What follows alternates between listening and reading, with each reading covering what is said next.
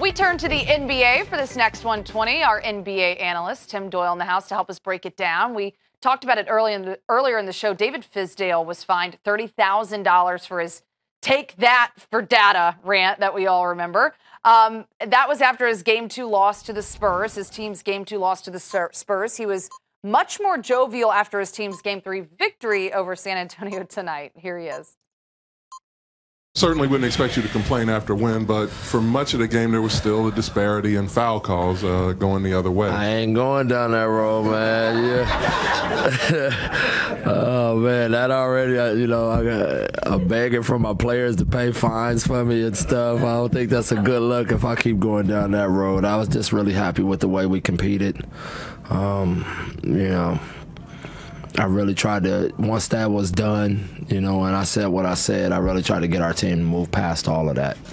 Because it's not an out. I didn't want to give them the out either. A lot of it, what I did was to put pressure on our team to step up.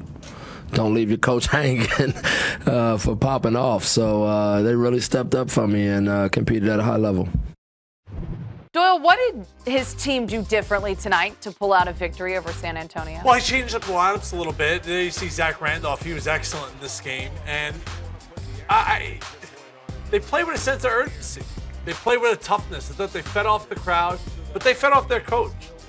This shows that David Fizdale and his team, they're connected. They're on the same page because they did respond. And I was wondering how he was going to pay off the $30,000 in fines. I think he makes a couple $1 million a year, but $30,000, that is a brutal check. We talk about writing engagement ring check. That's a tough one to write. $30,000 for a fine. Yeah, for guys like Marc Gasol, Zach Randolph that have made, tens of millions, hundreds of millions of dollars, they could help 5,000, 10,000 here. You hope those guys did that.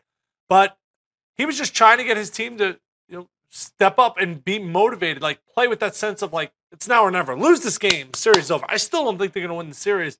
But at least they have a puncher's chance. Maybe something happens or Kawhi Leonard gets hurt. I mean, that is sports. Stuff like that does happen. But the way they've responded shows me that he's a guy that's getting to his players. Mm-hmm. And I happen to like his personality. I think he pushes some buttons. I think that he realizes that he's going to have to throw a Hail Mary. Like, he realized after Game 2, we're in trouble in this series. So, screw it. I'll bite the bullet. Say some things maybe that are going to rub people the wrong way. And then maybe my team's going to be inspired and the crowd's going to be inspired. The crowd was inspired. The crowd was in this game, and I thought they played a role as well. You do think the players were responding to his rant?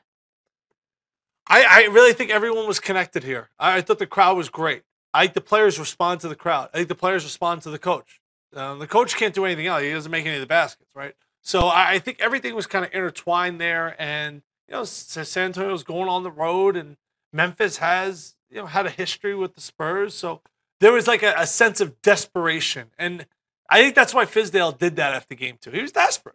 He was like, screw it, we ain't going to win this. Hail Mary. Right.